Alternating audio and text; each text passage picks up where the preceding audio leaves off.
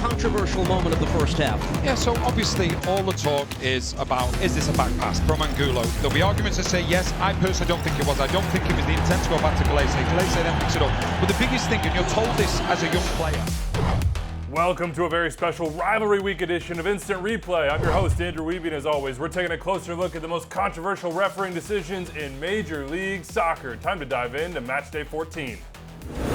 All right, let's get things started on this Rivalry Week with the GOAT, with Inter Miami and Orlando City, and a Clásico del Sol that had a little controversy. Starting in the 43rd minute, Luis Muriel is in behind. He's scoring in Miami, and Lionel Messi are very, very frustrated. They're pointing, they're gesturing, they're saying, hold on.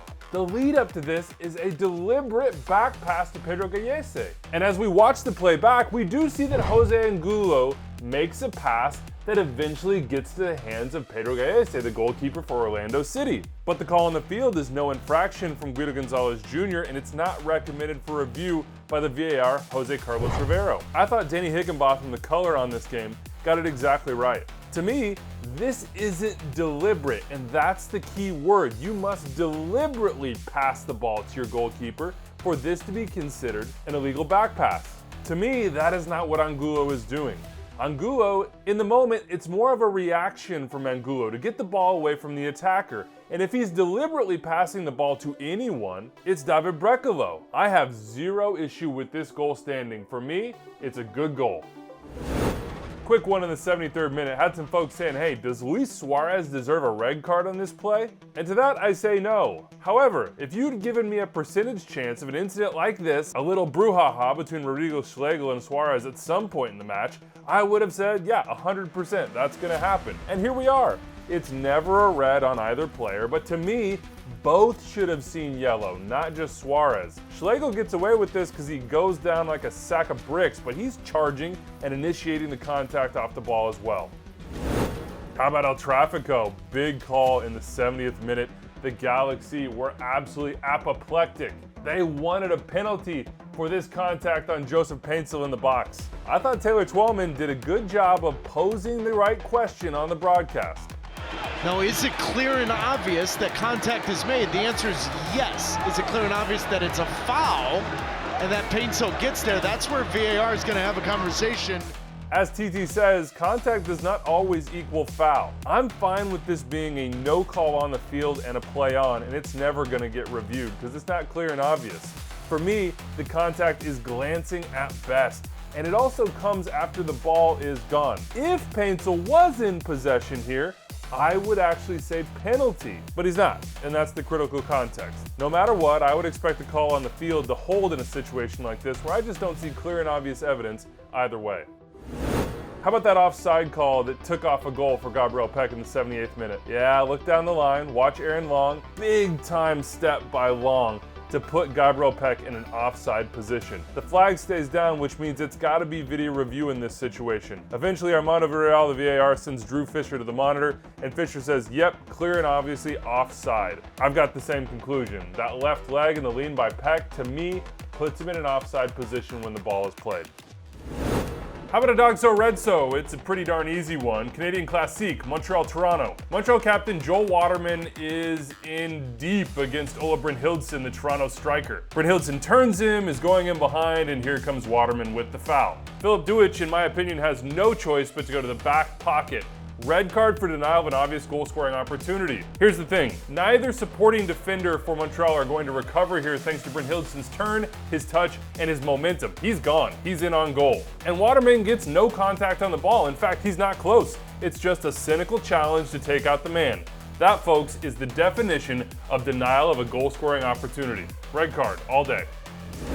Hell is real, and Nick Hagelin is probably feeling that hell is this handball call. In the end, he knows. It feels cruel because Hagelin doesn't really know where the ball's going, but he knows his arm is outstretched, and Hagelin is responsible for and takes the risk for his arm's positioning in the penalty area. And when your arm is outstretched away from the body, that's going to be called every single time. So I agree with the decision by the referee Rubio Vasquez. And we kept this one in because it helps inform us for the next play in Atlanta, Philadelphia. 54th minute of this match. let's just take a watch. Beautiful ball from Kai Wagner in behind. Braguzan doesn't get it. Ua gets on the end of it. He's shooting. It's being blocked. Chris Pinso, the referee on the field, does not call a penalty in the moment, but Eunice Marcacci, the VAR, is taking a closer look. He's checking and recommending review. In the end, this is called a penalty. And we can all see the ball hits Louis Abram's arm. The question is that arm in what would be considered a natural position? Is it a justifiable position by consequence of the player's body movement for that specific situation? And here's where I stand. I think there's one situation where you understandably aren't going to be given much leeway in regards to natural and justifiable positions of the arm, and that's when you're actively blocking a shot, especially with an empty net. Abram is in this extended position with his arm because he's in a desperation slide, because he's in the act of attempting to block and attempting to save a goal from a disadvantageous position. You might be able to argue that it is quote-unquote natural when defending and sliding at that speed for your arm to be outstretched somewhat and away from your body. But to me, since the entire goal of the action is to block, when that arm comes out that far, you are making your body bigger and you inherently assume the risk of your arm in that extended position. It's an easy penalty decision for me. All right, let's take a look at some offside calls. New England San Jose is probably the most controversial. The Revs are Xing about it with the tactical cam, so we better take a closer look. Ignatius Ganogo is the Revs player in question here, and if you look down that line, both players are leaning. By the way, the AR is in perfect position down the line, and the flag goes up immediately in this situation saying the goal isn't going to stand. I will remind you, ARs are told to only raise their flag if they are completely certain that the play is offside by any amount, 3 feet or 6 inches.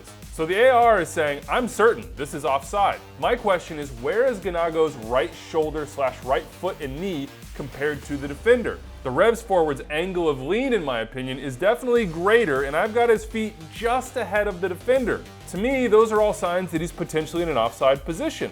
And clearly the AR looked down the line and came to just that conclusion. I don't see a world where the VAR in this game, Jorge Gonzalez, ever gets involved. It is not clear and obvious that it is onside, and it needs to be clear and obvious that it's onside, not that it might be. However, I do think there's a definite possibility, keyword possible, not probable, that this is onside.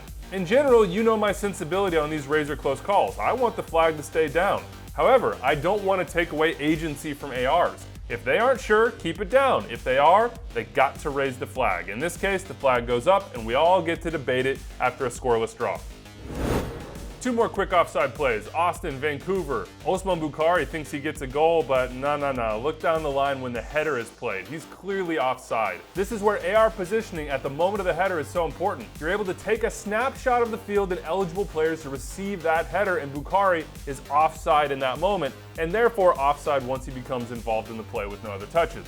Good job here by Malik Badawi and his crew. How about this Nashville goal for Hani Mukhtar in the 13th minute against DC? Is this offside? It was called offside on the field. It's a lot like the New England goal that was called back with a touch of the deliberate play considerations we've gone over in recent weeks. This is not a deliberate play by the law, so it comes down to that original offside position when the first ball is played from Daniel Levitz. Gotta tell you, AR is in the exact right position, Bunbury is leaning, and my guess is he's just offside. I won't pretend to have a better angle than the guy looking down the line though. Completely fine with the decision on the field. Couple PKs here. Charlotte, Chicago, 77th minute. Let's just rewind a little bit before this penalty call on the Andrew Gutman play. I'm with Kalen Carr here. I've got to follow Nuno Tavares leading up to this. It's pretty clear in my opinion, and that matters as we continue. Not just because the play wouldn't have happened, but also because I'd like to just see the same energy by referee Ismir Pekmic. It was play on before? Well, this foul, quote unquote, on Andrew Gutman is not nearly as clear as the one on Tavares. Keep the same energy. I don't see nearly enough contact personally. I honestly can't tell exactly where the contact on Gutman would occur, and if it does, look to be very light at most. And I certainly don't think it's enough to take him down in the manner that he goes down. The issue here is the call on the field sets the precedent. So for the VAR, you have to be sure there is no contact to recommend review for a clear and obvious error and take this penalty off. For Kevin Terry Jr., the VAR, I don't see that definitive proof. But all in all, my preference would be for this to just not be called and never make it to the show in the first place. How about some Texas Derby? Dallas-Houston, 86th minute. Dallas trying to come back. Lucho, fancy footwork. Whoa, he can play. First things first, I'm thinking like the VAR in this game, Edwin Jurasevich. I don't see how you can say this is a clear and obvious penalty, especially with the obstruction of the angle by Franco Escobar from behind. So it comes down to Tori Pinto and her original call. As I watch it back, I think I see some contact from Artur's trailing foot to Lucho's left foot, but how much? Minimal, to be honest with you, and is it enough to call it? Certainly I would not be pounding the table like Eric Quill was to get the decision. I'm okay with the no call, in large part because I think it's borderline at best and because Franco Escobar is blocking my ability to come to a more complete conclusion. All right, that's it for us. Remember, if you see something, say something. Give me the game, give me the minute. It is so helpful. Get at me on any social media platform you can find me. Oh, and my DMs are open. Big thanks to my editor, Aldo Medina, and my producer, Rich Hernandez. I'm Andrew Wiebe. We'll see you next time.